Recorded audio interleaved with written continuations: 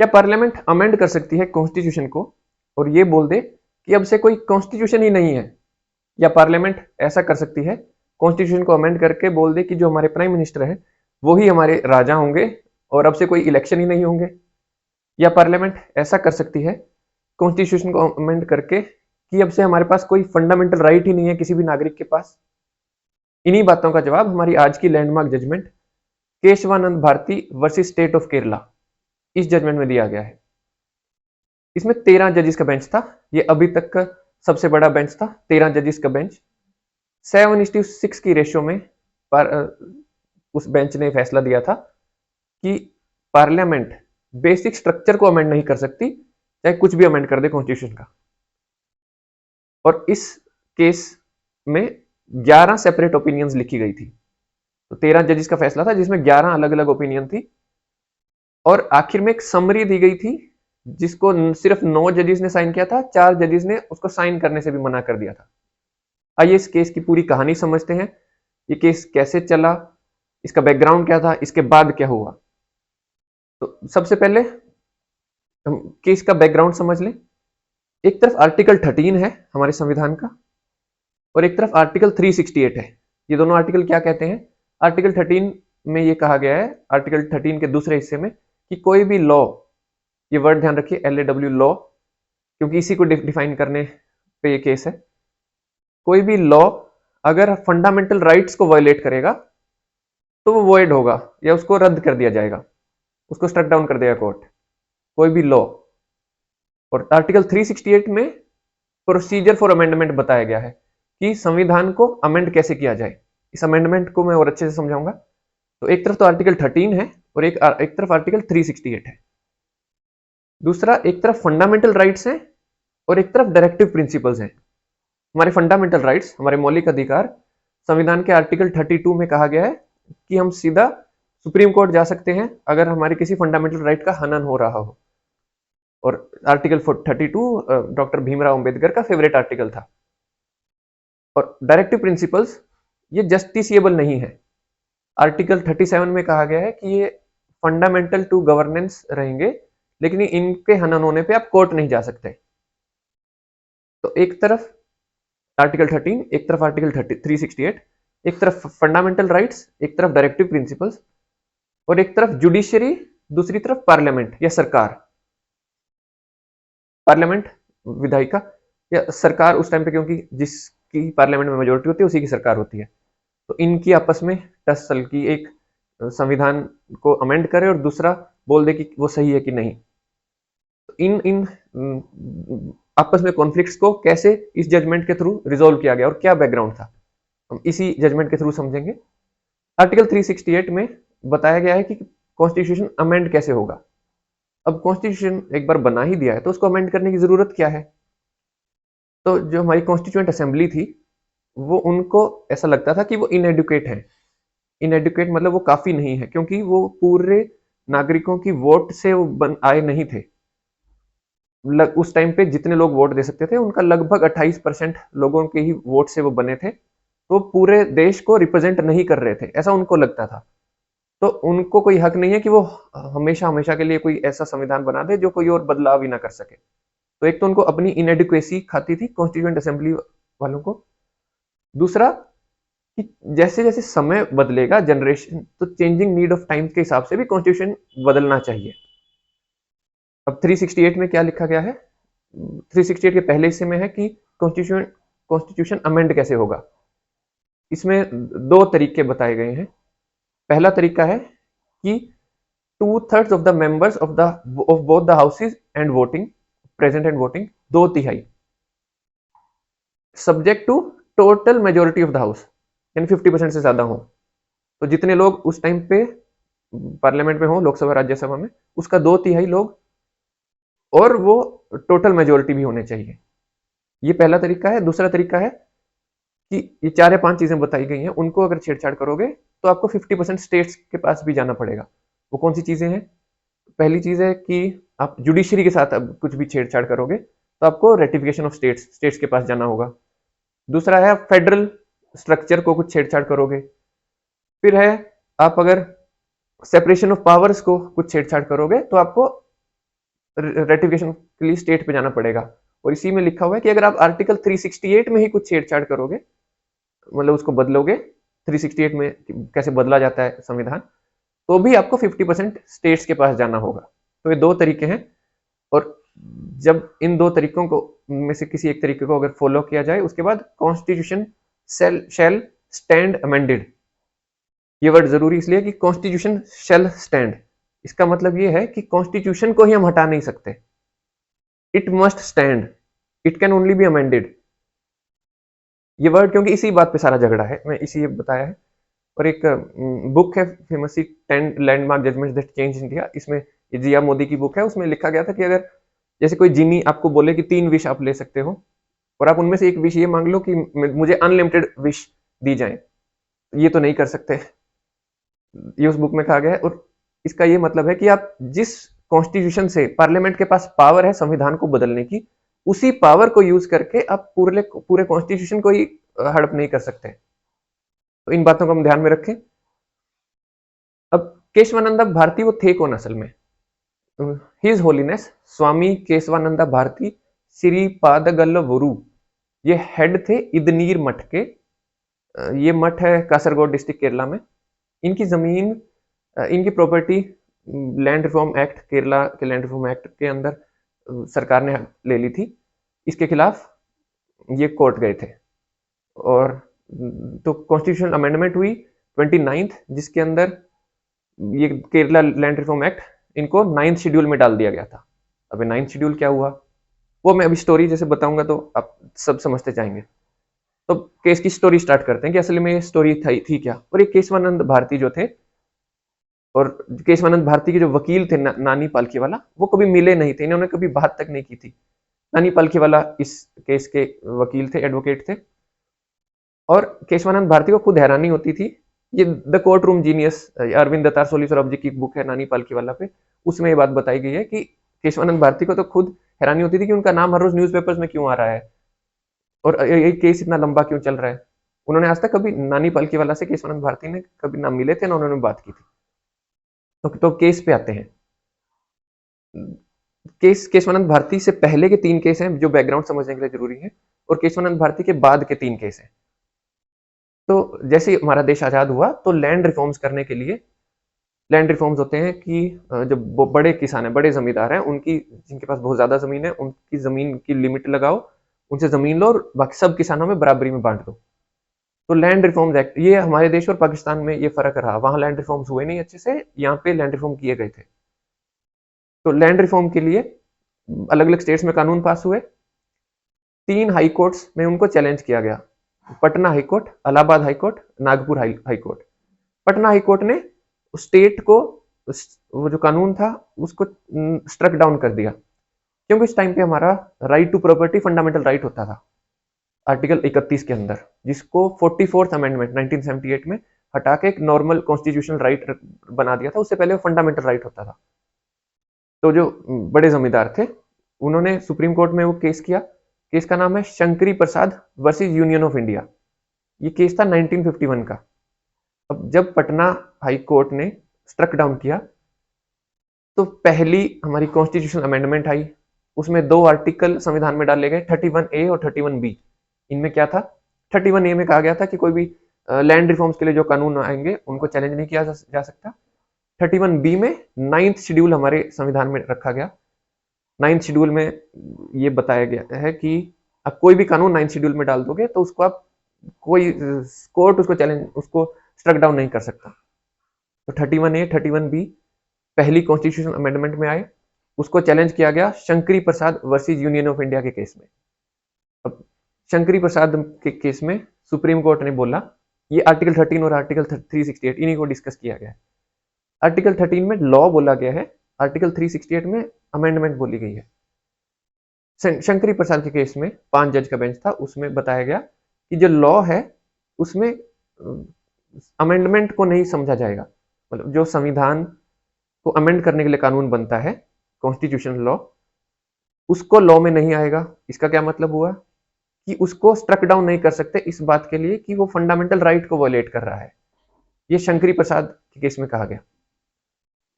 अब जब ऐसे कहा गया, फिर क्योंकि वो राइट वायलेट कर रहा है कि नहीं, इस बात पे आप चैलेंज नहीं कर सकते। फिर ऐसे चलता रहा, लगभग 13-14 साल चला और काफी सारे लॉज जो है वो 9th शेड्यूल में डाले गए। उसके बाद सज्जन सिंह का केस आया। सज्जन सिंह का केस 1964 का था। उसमें सुप्रीम कोर्ट ने, उसमें भी 5 जज का बेंच था, उसमें 17th कॉन्स्टिट्यूशनल अमेंडमेंट, इसको चैलेंज किया गया था। उसमें ये कहा गया, उसमें भी यही चीज कहा गया कि लॉ जो है वो अलग है और कॉन्स्टिट्यूएंट अमेंडमेंट जो है वो कॉन्स्टिट्यूशन अमेंडमेंट वो अलग है। तो सज्जन सिंह के केस में, लेकिन पहली बार उसमें 2 जजेस ने कहा बेसिक फीचर, ये माइनॉरिटी में थे, जस्टिस माधोलकर ने स्पेशली ये कहा था कि बेसिक फीचर को चेंज नहीं कर सकते। तो पहली बार ये बेसिक फीचर के बीज बोए गए हमारी कॉन्स्टिट्यूशन लॉ में। अब उसके बाद गोलकनाथ का केस आया। ये 11 जज का बेंच था। इसमें IC Golaknath versus state of Punjab. ये 1967 का केस था। इसमें 6:5 की मेजोरिटी में ये फैसला किया गया कि आर्टिकल 13 के अंदर जो लॉ है उसके अंदर कॉन्स्टिट्यूशन लॉ या कॉन्स्टिट्यूशनल अमेंडमेंट भी आएगी। इसका सीधा सीधा मतलब ये हुआ कि कोई भी कॉन्स्टिट्यूशनल अमेंडमेंट अगर वो फंडामेंटल राइट को वायलेट कर रही हो, वो स्ट्रक डाउन कर दी जाएगी, क्योंकि वो एक लॉ है और लॉ कोई फंडामेंटल राइट को वायलेट नहीं कर सकता। ये गोलकनाथ का फैसला था। तो अब कोई सरकार लैंड रिफॉर्म नहीं ला सकती थी क्योंकि वो राइट टू प्रॉपर्टी को वायलेट कर रहा था, तो स्ट्रक डाउन कर दिया गया। ये 1967 में आया।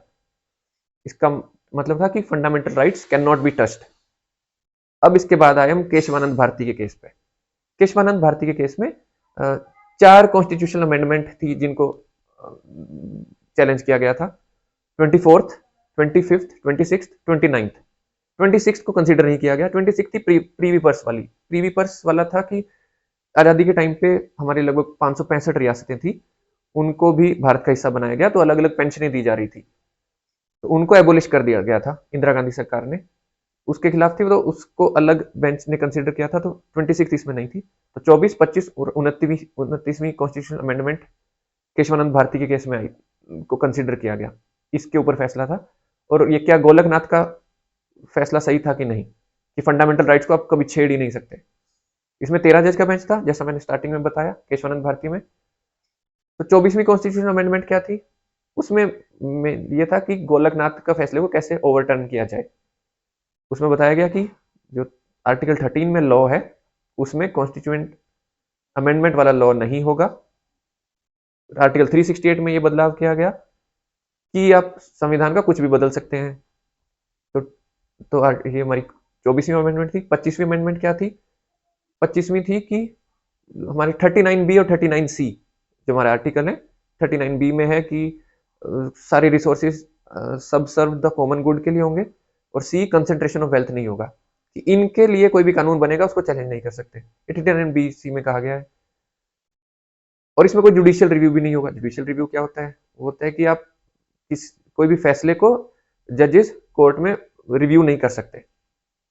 और तीसरी अमेंडमेंट थी 29th ये केरला लैंड रिफॉर्म वाली, जिसके लिए केशवानंद भारती केस गए, कोर्ट में गए थे। तो इन 3 कॉन्स्टिट्यूशनल अमेंडमेंट पे डिस्कशन हुई।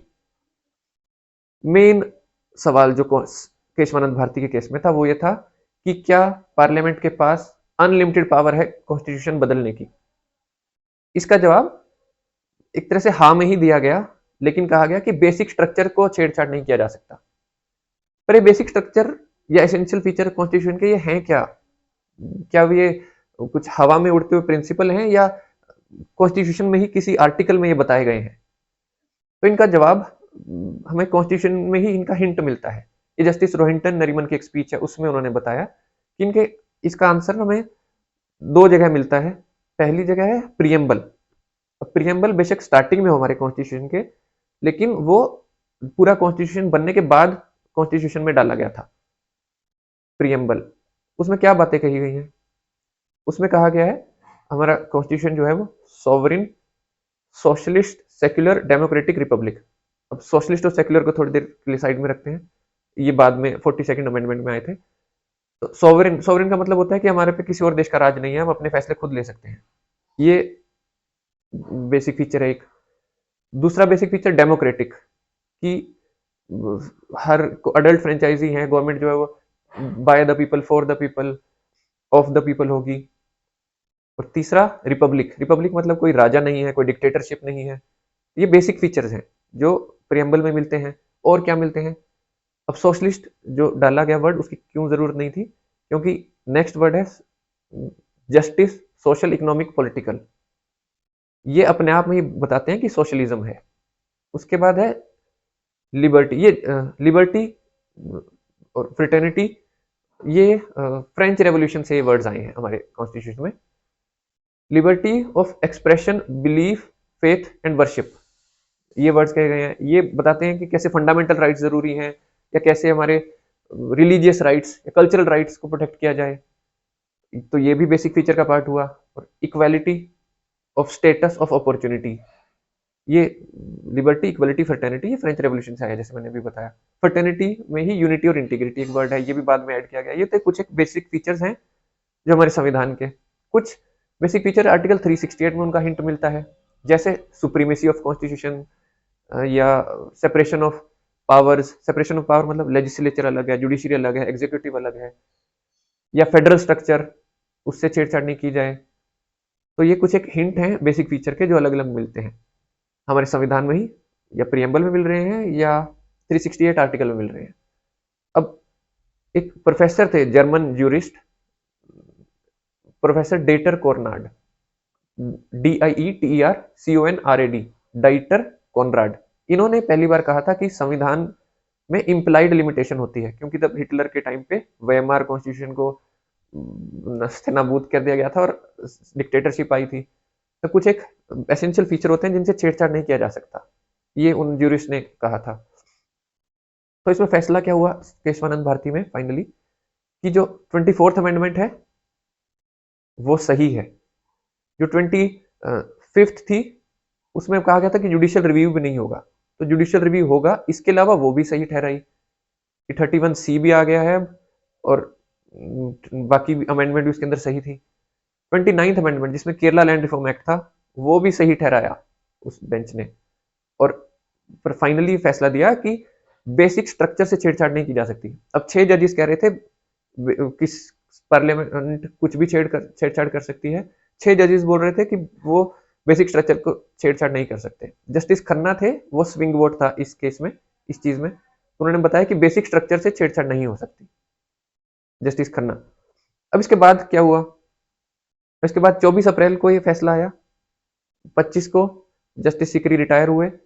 उसके बाद जो 3 सीनियर मोस्ट जजेस थे, justice Shelat, justice Grover, justice Hegde, उनको सीक्वेंस वाइज चीफ जस्टिस बनना था। उनको सुपरसीड करके जस्टिस AN रे को चीफ जस्टिस बना दिया गया। इंदिरा गांधी गवर्नमेंट के टाइम की बात है। उन तीनों जजेस ने रिजाइन कर दिया।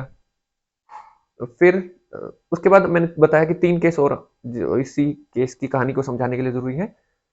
इंदिरा गांधी जी का इलेक्शन जब प्राइम मिनिस्टर थी, इलाहाबाद हाई कोर्ट ने बोल दिया कि उनका इलेक्शन वो सही तरीके से चुन के नहीं आई है। फिर एक 39th अमेंडमेंट लाई गई हमारे संविधान में। 39th अमेंडमेंट में था कि प्राइम मिनिस्टर और स्पीकर इनके इलेक्शन को चैलेंज ही नहीं कर सकते। इसमें प्रेसिडेंट और वाइस प्रेसिडेंट भी थे, पर प्राइम मिनिस्टर और स्पीकर के इलेक्शन को चैलेंज नहीं कर सकते, इनको लॉ के ऊपर ही बना दिया था। इसी को चैलेंज किया राजनारायण ने, जिन्होंने इलाहाबाद हाई कोर्ट में केस किया था। अब उस 39th कॉन्स्टिट्यूशन अमेंडमेंट को 4:1 की रेशो में कहा गया कि वो गलत है। किन किन बातों पे गलत था? ये पहली बार बेसिक स्ट्रक्चर का यूज किया गया कि जो रूल ऑफ लॉ है सबके लिए बराबर है, कोई भी कानून से ऊपर नहीं है। और इक्वालिटी प्रिंसिपल हमारा वायलेट होगा कि कुछ लोग बराबर नहीं है, कुछ लोग ऊपर हैं। और इस जुडिशियल रिव्यू भी जरूरी है, क्योंकि इसमें कहा गया था कि कोई लॉ जो अभी तक आया भी नहीं है उस पे जुडिशियल रिव्यू भी नहीं हो सकता। तो इंदिरा गांधी वर्सेस राजनारायण के केस में ये 39th कॉन्स्टिट्यूशन अमेंडमेंट को गलत ठहराया गया। दूसरा केस है मिनर्वा मिल्स का केस। इसमें 42वीं कॉन्स्टिट्यूशनल अमेंडमेंट को चैलेंज किया गया था। उसमें बताया गया था कि डायरेक्टिव प्रिंसिपल्स को आप लाने के लिए कोई कानून बनाओ, उसको आप हटा नहीं सकते कि फंडामेंटल राइट्स वायलेट हो रहे हैं। इसमें बड़ा इंटरेस्टिंग सा आर्गुमेंट नानी पालखेवाला ने कहा था। इसमें नानी पालखेवाला वकील थे और जस्टिस रोहिंटन नरीमन उनके जूनियर थे, सिर्फ एक ही जूनियर थे उस केस में। नानी पालखेवाला ने कहा कि हमारे संविधान में फंडामेंटल राइट्स जो है वो जस्टिसेबल हैं, डायरेक्टिव प्रिंसिपल वो नॉन जस्टिसेबल हैं। इस कॉन्स्टिट्यूशन अमेंडमेंट से संविधान को एकदम उल्टा कर दिया गया है कि डायरेक्टिव प्रिंसिपल्स को तो जस्टिसेबल बनाया गया है, लेकिन फंडामेंटल राइट को जस्टिसेबल नहीं बनाया जाता। तो ये उनका एक आर्गुमेंट था। ऐसा ही उन्होंने एक आर्ग्यूमेंट इस केशवानंद भारती के केस में भी दिया था। नानी पालखीवाला ने कहा कि पावर इस तरह से नहीं देखी जा सकती कि वो यूज की जाएगी कि नहीं, पावर ऐसे समझनी चाहिए कि उसको यूज किया जाए तो क्या क्या किया जा सकता है। केशवानंद भारती के केस में था वो। ओके, लास्ट केस जो इस पूरी कहानी को समझाने के लिए जरूरी है वो है Waman Rao versus union of India. ये 1981 का केस था। इसमें सुप्रीम कोर्ट ने कहा कि केशवानंद भारती के केस की डेट से 24 अप्रैल 1973 इसकी डेट के बाद से कोई भी कानून आया, वो चाहे 9th शेड्यूल में डाला गया हो, उसको देखा जाएगा कि वो बेसिक स्ट्रक्चर को तो वायलेट नहीं कर रहा। तो ये थी हमारी केशवानंद भारती की पूरी केस की कहानी। उसके बाद के क्या फैसले हुए, उससे पहले क्या फैसले हुए। और एक और इंटरेस्टिंग सी चीज, 1975 में जस्टिस एएन रे ने एक और 13 जज का बेंच बनाया केशवानंद भारती के केस को रिव्यू करने के लिए। तो 2 दिन उसमें बहस चली थी। नानी पालखीवाला ने पूछा कि आप बेंच के लिए आप किसने कहा है कि बनाया जाए, मतलब किसी ने पिटीशन डाली है कि किस क्यों बनाया गया है। तो उन्होंने बताया कि तमिलनाडु की गवर्नमेंट के कहने पे किया है। तो तमिलनाडु के एडवोकेट जनरल वहीं पे मौजूद थे, उन्होंने खड़े होकर कहा नहीं मैंने तो ऐसा नहीं कहा है। और ऐसे ही फिर गुजरात के एडवोकेट जनरल थे, उन्होंने भी कहा ऐसा नहीं कहा है उन्होंने। तो 2 दिन उस पर बहस चली। तीसरे दिन जस्टिस एएन रे ने आके खुद ही वो बेंच डिसॉल्व कर दिया। तो केशवानंद भारती को ओवरटर्न करने की कोशिश की गई थी एक बार 1975 में, वो सफल नहीं थी और खुद ही उन्होंने वो बेंच को डिसॉल्व कर दिया था। ये थी हमारी इस वीडियो की लैंडमार्क जजमेंट। हम एक और वीडियो में एक और लैंडमार्क जजमेंट को आपके साथ समझेंगे। नमस्कार, धन्यवाद, थैंक यू।